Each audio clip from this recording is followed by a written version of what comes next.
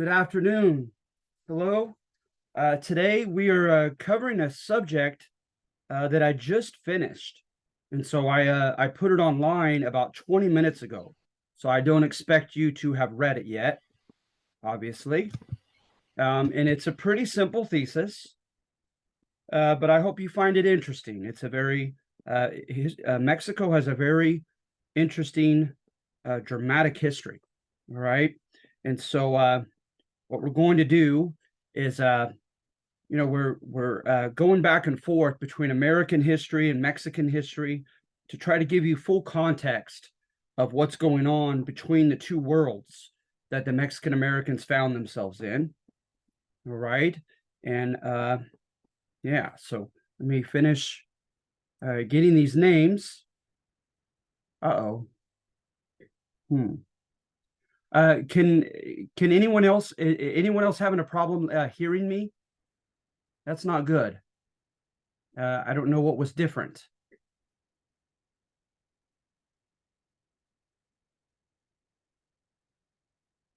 Hmm. Let's see here. We'll say Lopez.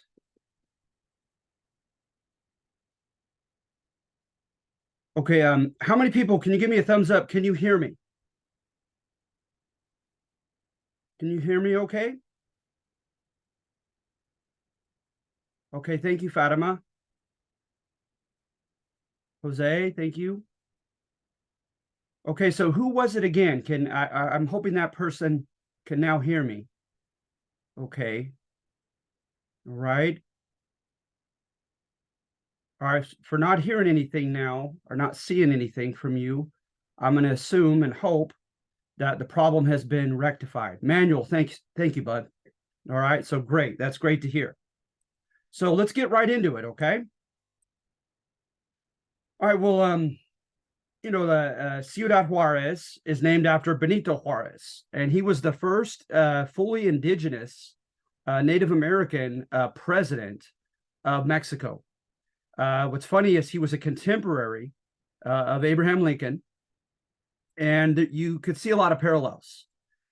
First of all, with Great Man History, uh, they're both depicted as having come from very humble origins, being quote self-made men, coming from relative poverty and obscurity. Um, Also, the alleged attribute that is praised from both of them, I might even say two attributes, are almost identical, and that is that humility.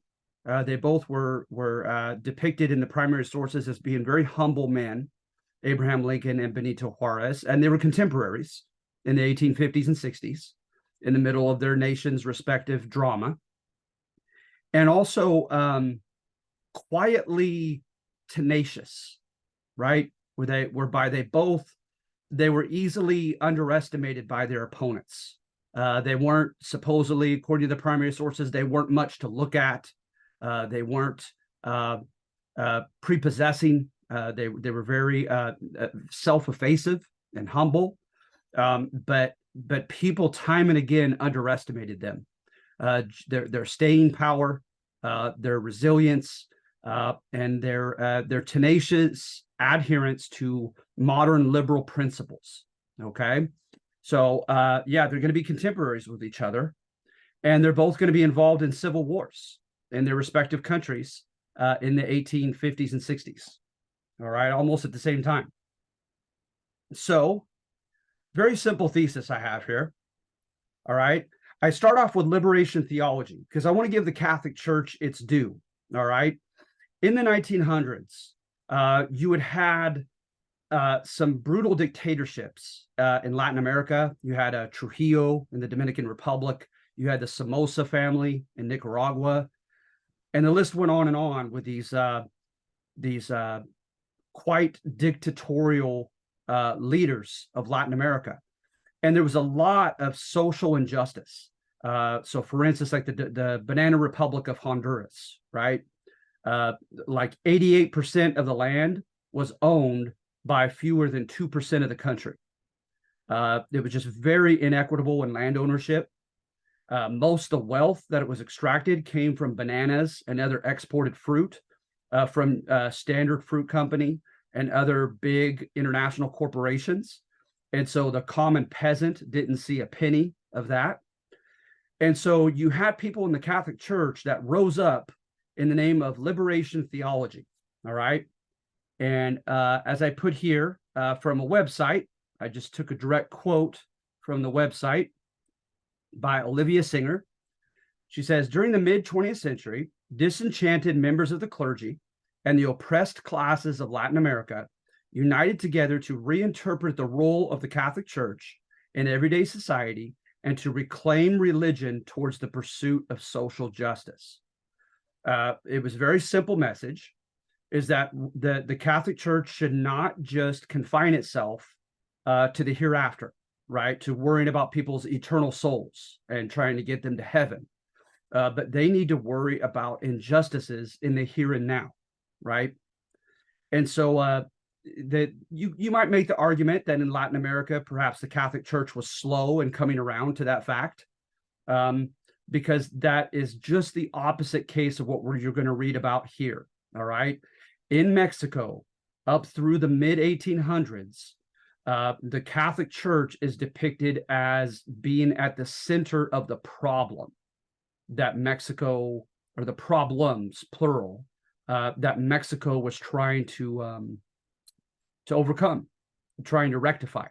All right. So you see here in red, unfortunately, Mexico's mid-19th century Catholic clergy had not yet embraced responsibility for rectifying social injustices. Consequently, the Catholic clergy constituted an impediment, an obstacle to Mexico's modernization, making the process much messier and bloodier than necessary. And that's my simple thesis. All right. So what I do at first is I show the privileged position of the Catholic Church. And let's face it, right?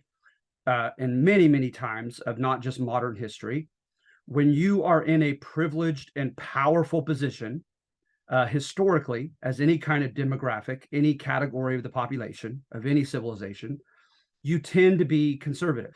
For the very simple reason is life is great for you in the present with the status quo. So why would you want to change it, right? And hence the name conservative. You want to conserve, you want to save the way things are and have been, okay? So you see here, right? Unlike in the United States, there was no separation of church and state at the beginning in 1824 of the Mexican Republic, right? They went ahead and went with the Roman Catholic Church as the official church, the state-sponsored church and religion of Mexico, right? So therefore, a lot of privileges and power came with that. So for instance, I have here donations from wealthy Catholics and revenue from high-priced services for sacraments, like baptisms, weddings, funerals, etc., rendered the Catholic Church in ownership of over 20 million in property supplemental to that used for religious purposes. Such church wealth also rendered the Catholic clergy the primary lender. They were called agiotistas of Mexico. Moreover, clergymen enjoyed immunity from civil and criminal legal justice, as those indicted for crimes, even non-clerical crimes, received adjudication, and that's deciding upon your guilt or innocence, etc., right? Resolving an issue, a legal issue, received adjudication by their fellow clergymen instead of from civil lawyers, civil judges, and civilian jurors, right? That immunity was known as a fuero, right? So like they're fuera de algo, they're outside of the legal confines of the law. So they not only contain that, right? It says here, Catholic clergy not only enjoyed great power and privilege within an inequitable Mexican nation, they also contributed to that inequity. So hence they were part of the problem. So as the facilitators of the schools, right, they demanded tuition fees that were so high that less than 1% of the population could afford to go to school as late as 1842. Okay. And then you have a young Benito Juarez, right, who will become the leader of the liberals and president of the Mexican Republic in the mid-1800s. He fought pro bono without being charged, without being paid, the church's efforts to confiscate Native Americans' collective village properties, ejidos, due to their inability to pay for exorbitantly expensive fees for church sacraments. So the church had no mercy when it came to sacramental fees for the poor Indios, for the natives. And so they became indebted to the church leaders, and they had to find ways to be able to pay that off, including handing over their territory, their property. Okay. So let's see here. In addition to that, as the main lender, they did not give enough loans out to entrepreneurs to get business going, much less to let Mexico become self-sufficient with a diversity of new industries, right? They were called obrajes, the factories of the new industries. There were very few, and also infrastructure. There were not enough loans from the Catholic Church to the state and the central governments to engage in infrastructural development, like roads and railroads and canals, etc., that happened in the U.S. To connect markets and places of production to the markets, etc. Okay, and so moreover, it demonstrated frugality, right, being stingy, and lending to liberal administrations more apt to assist the downtrodden, and all too eager to lend generously with low interest rates to the conservative regimes that reserved citizenship only for the wealthy, that limited representative government, and that demonstrated indifference toward the plight of the poor. So that they clearly, the political climate of the church was very conservative, and they were very involved in politics, and they absolutely played favorites with conservative politicians, okay, who would uphold their privileged status. Okay, so let's see here. So David Wasserman calls this an oligarchy of an old boys network, okay, in Mexico up into the 1840s. Then I give a contrast to what it was like for the poor. So, for instance, the average unskilled worker in a Mexican city was not even making enough to live. Subsistence living is just that, to be able to subsist, to survive, to eat, and have lodging, and just your basic necessities. The average Mexican inhabitant of a pueblo didn't even make enough money to get by. All right. Only 1.4% of urban dwellers own their own land. 1%. Wages failed to rise for multiple decades, and most of the urban poor were outside the wage economy anyway. Okay. So as for Native Americans, the Indios, they either face marginalization, and remember, marginalization is that you're not integrated, you're not a part of society economically, etc. Okay, you're kind of kicked to the corner. So the Native Americans were marginalized, but yet in their villages, they could be called with the leva, and the leva made them engage in public works and fight for the army without pay. Okay, that was their public work that they owed the Mexican government. Okay, a lot of them were pigeonholed into unskilled labor, and we already have seen unskilled labor in the cities. You didn't even make enough to subsist with your wages. Or they were dependent upon hacendados, right? Leaders of plantations. So you have the luneros, right? And like from lunes, Monday in Spanish. They came and worked only on Mondays, a lot of the poor natives, okay? Then you had sharecroppers who rented land from the hacendados. And then you had the peones, like debt peonage, and that was terrible. They lived on the plantation and worked off their debts to the hacendado. So then I show the limitations and the hardships of each of those groups. The luneros were not even paid wages. All they were given was sustenance. So much for making money and trying to save money. The sharecroppers, they had to endure and take all the risk for droughts and failed harvests, which happened quite often. So not the hacendados, but the renters on the land had to incur the costs of poor or failed harvest. Then the peons, right? They worked 12-hour days. They endured physical punishment, and their debt passed to multiple generations that they had to work off. And oftentimes it could amount to over 2 years' salary at any given time that they owed the hacendado. And as you see here, the hacendados paid for their sustenance, so they paid for their their food and lodgings and so forth, but they had to pay that all back, right, in work. And for the expensive, again, Catholic sacraments, and in turn paid them in plantation script, not even real pesos, not real money, that could only be spent on the plantation stores, which of course had exorbitantly high prices for everything that the peones had to buy. So conditions were so miserable that hacendados had to regularly employ people to catch runaway peones, right? Because they were so miserable, they're always trying to run away and head to the cities. So I'm trying to show how inequitable mid-century Mexico was in the 1800s, okay? So then in comes the Ayutla Revolution. And again, they didn't do it by vote, but of course the liberals would contend that that was an impossibility because Santa Anna was rigging the elections. So he left them virtually no choice but to do it by way of a military coup, right? An overthrow. So with the Ayutla Revolution, they brought in a liberal, under Ignacio Comonfort, administration. So look at some of these laws that they went after. Most of them went after the Catholic Church and its privileges. The Ley Juarez ended the military and the clergy's fueros, now forcing them, like everyone else, to face civil trials, judges, and juries, rather than safely being tried by their own peers in the military and church. Secondly, the Ley Iglesias, right? Iglesia is church in Spanish, prohibited the Catholic Church from charging exorbitantly high prices for sacraments. And thirdly, the Ley Lerdo, named after Lerdo de Tejada, another liberal administration, prohibited the Catholic Church from owning or administering real property not daily used for church purposes. So the new liberal constitution of 1857 secularized marriage, education, and governmental identification. It banned monastic orders. It ended the Catholic Church's role as the official state church. It declared religious liberty.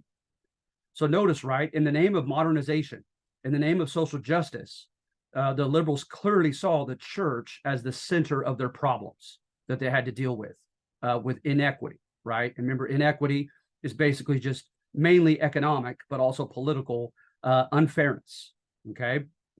Although moderates watered down the Ley Lerdo and putting confiscated church property up for public auction, hence allowing the rich to purchase that land, rather than having it reallocated to the poor indios, that would have been quite radical. Land redistribution is a quite radical notion. And the true liberals wanted that to happen. They wanted to take that extra land owned by the exuberantly wealthy Catholic Church and hand it over to the natives, the poor natives. But it didn't work that way, okay?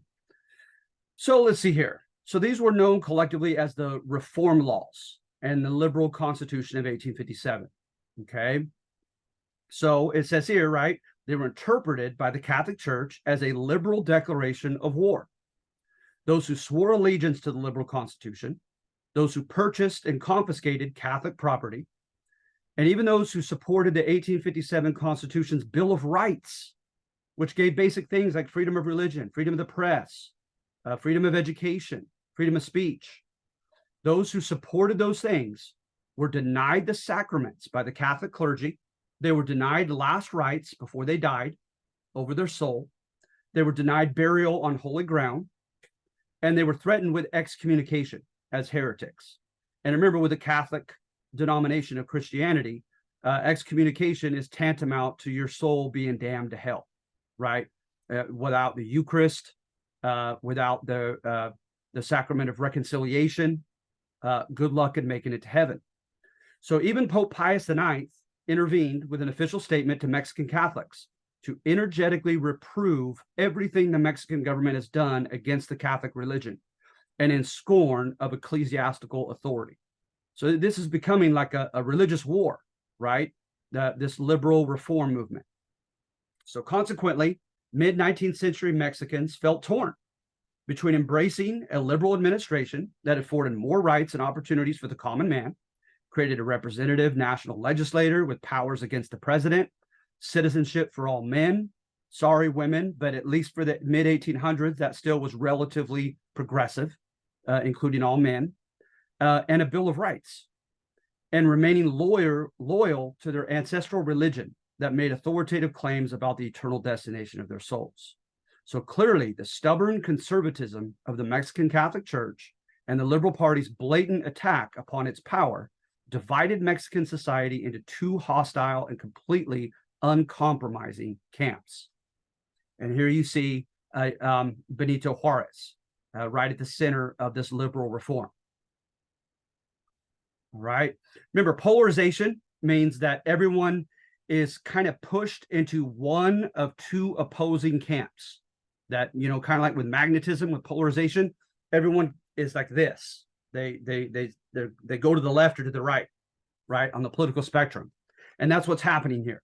Intense polarization in Mexico between liberals and conservatives. So such was the religious polarization that Mexican conservatives first fought a civil war from 1858 to 1861, which they militarily lost to the liberals, and then subsequently invited and aided the intervention of French forces who would uphold the traditional powers of the Mexican Catholic Church, of course, in return for their support, ostensibly to collect debts that liberal president Benito Juarez declared a 2-year moratorium on paying. So that was the official reason why the French got involved in 1861 at the end of the 1858 to 1861 War of Reform.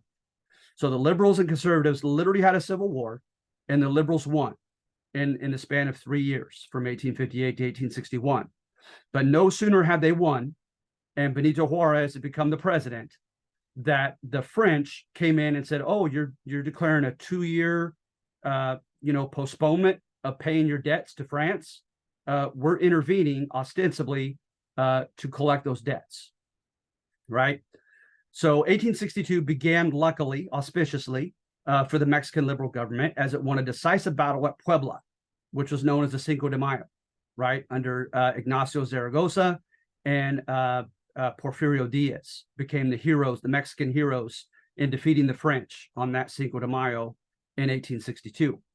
However, Mexico's liberal first indigenous president from Oaxaca tasted plenty of humble pie for the next 4 years, as his government had to continually flee in exile as Ferdinand Maximilian ostensibly ruled the, quote, French Empire of Mexico from the capital city from 1861 or 1862, really, to 1866. So for about 4 years, the French ostensibly were ruling Mexico, okay, under Maximilian. Such was the uncompromising hatred for the liberals that conservative Mexican leaders like Jose Miguel Gutierrez Estrada and Father Francisco Javier Miranda invited and approved of Maximilian's foreign rule over their own country. That's how badly they hated the liberals, is they invited the French to come and take over. Reciprocating their support, Ferdinand Maximilian returned properties to the Catholic Church and revoked the liberal reform laws, okay, for the time being. However, Maximilian's subsequent attempts at compromise, he was trying to get the liberals to lay down arms, so he tried to give concessions to the liberals, which angered the conservatives. So he kind of made enemies on both sides. And then also the liberals engaged in guerrilla and little warfare, right? And it began to take its toll on the French army.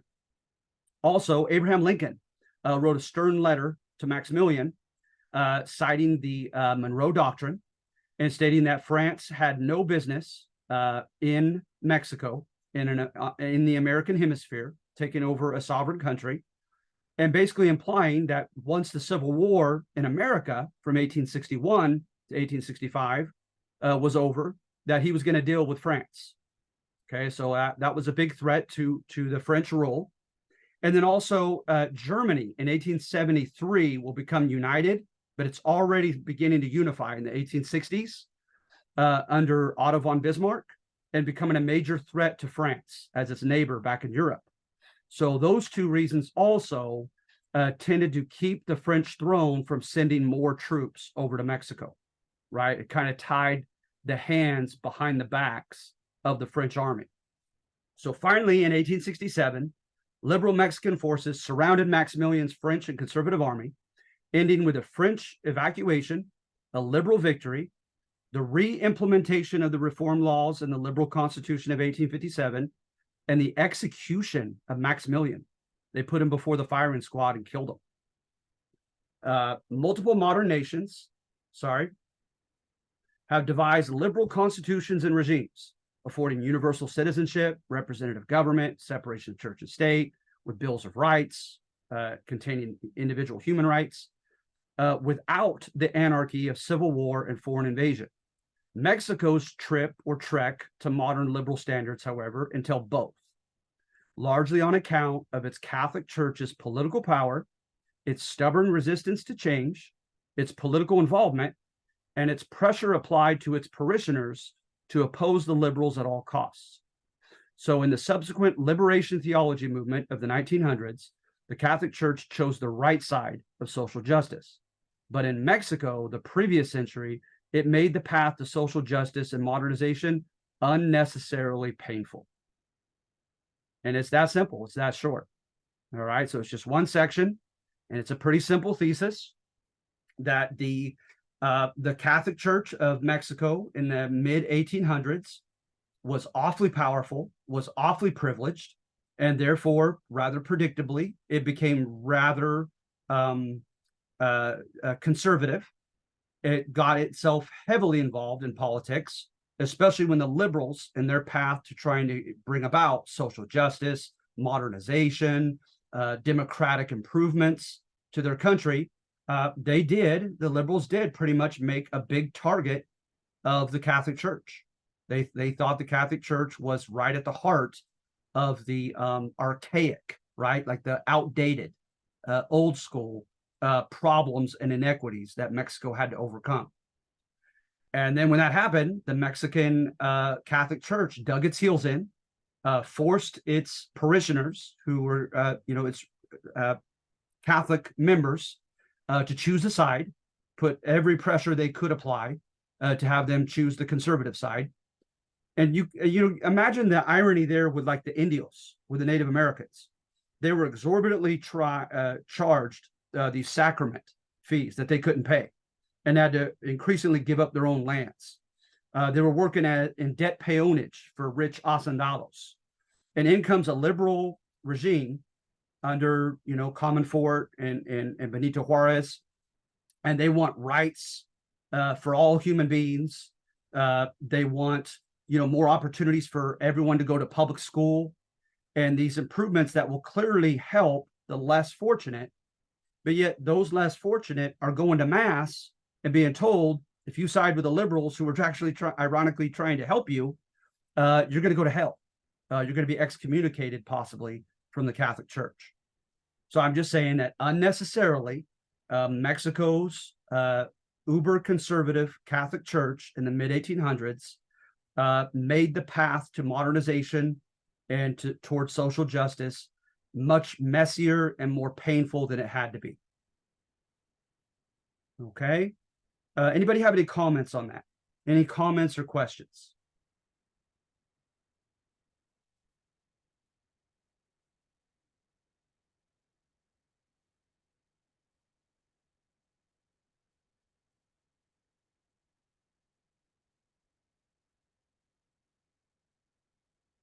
But I tell you what, Mexico is going to go back and forth, as you're going to see in the future. One of its leaders of the Cinco de Mayo battle, Porfirio Diaz, is going to rule with an iron grip over Mexico for 30-something years. And he's going to somewhat renege and go backward on some of these liberal achievements by the War of Reform and by Benito Juarez. So it's just, so the Mexican people, in the Southwest, the border crossed them, right? And but there's plenty of evidence through newspapers, through immigration, etc., that even with telecommunications that were nowhere near up to where they are now, they still were highly aware and felt highly invested, Mexican Americans, that is, in their home country's political intrigues. And so the Mexican Americans here, as we're going over their plight in the West, the proletarianization that we went over last subject, of them being kind of confined to the American proletariat, working with their hands and not being paid well and not having many opportunities for advancement. They also have this drama that they're in contact with and aware of back in their home country. All right, so Mexico's trying to forge its own modern identity and trying to go over what they would say in the French Revolution was the ancien regime, the old archaic oligarchic ways of the past, getting toward a more enlightened and liberal and modern society. All right. So can I get confirmation from anybody? Do you feel okay on this? Did I make it relatively clear?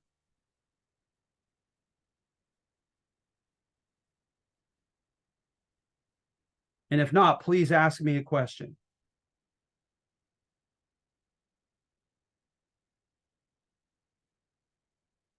Thank you, Victor. All right, so it's a pretty simple thesis. It's nothing too deep. But boy, what a fascinating topic. Modern Mexican history is just fascinating. It's so dramatic.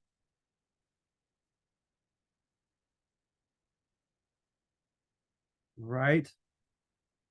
So before we leave, it's kind of a short one here today. Are there any last minute questions? Anything you'd like to say, express, ask? By all means, please unmute yourself and feel free. Hi, I just wanted to say that my high school and everything, like I born in Ciudad Juarez, so this topic is really familiar to me. Oh, good, good. Yeah.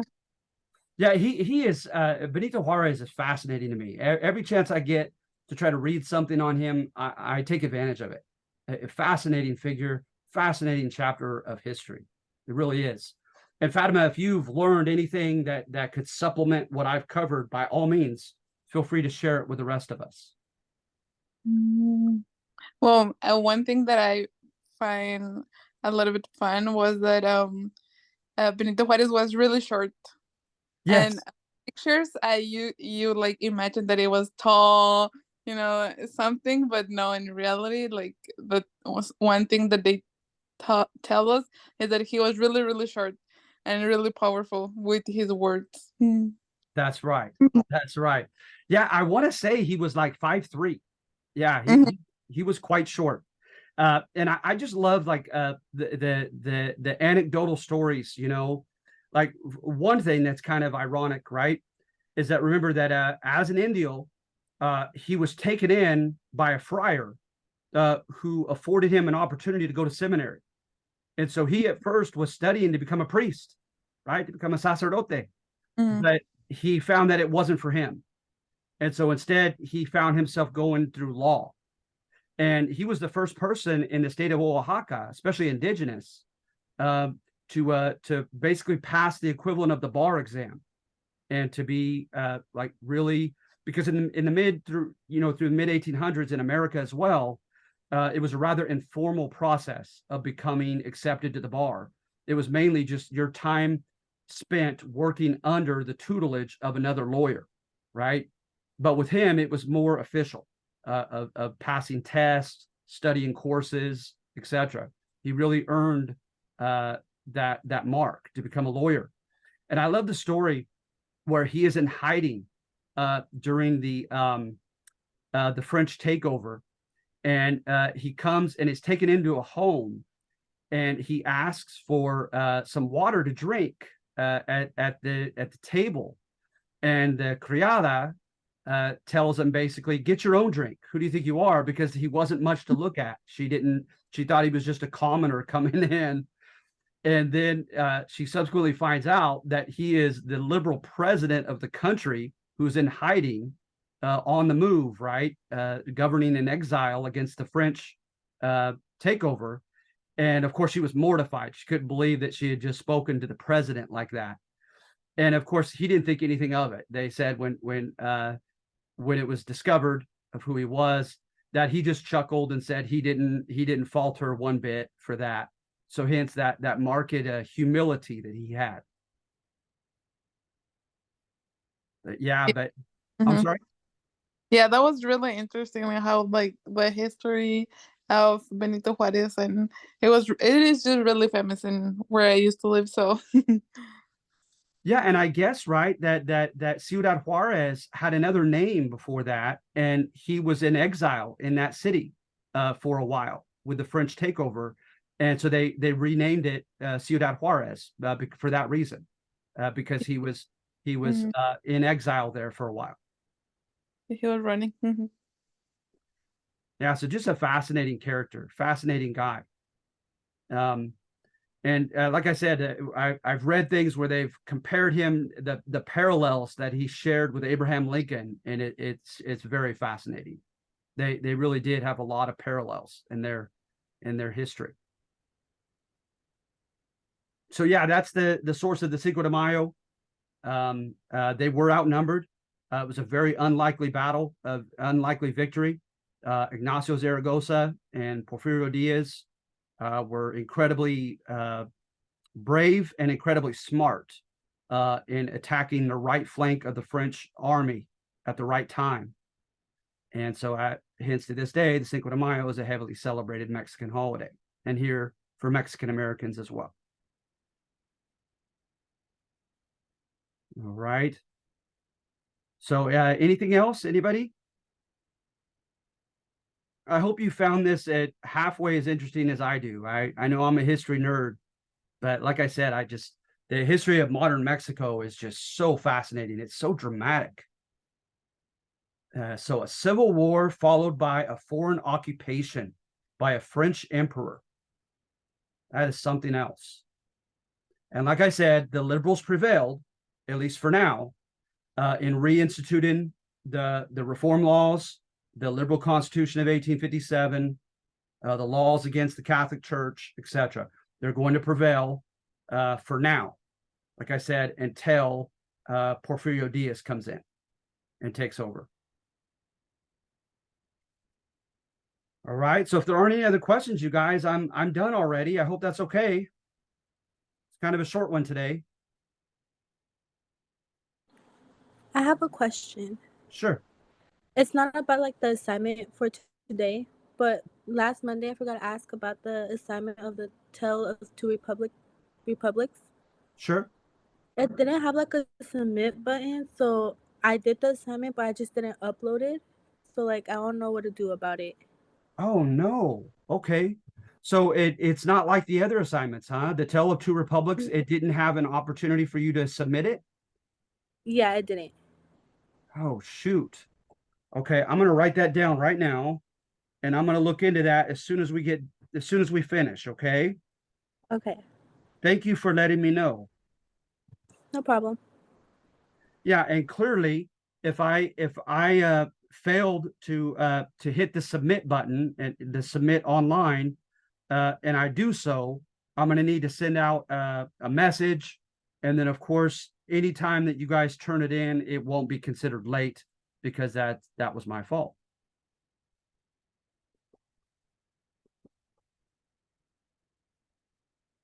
All right. Okay, so yeah, I'll definitely immediately look into that. Okay, so you guys feel okay on this? You feel okay on this subject, on this assignment?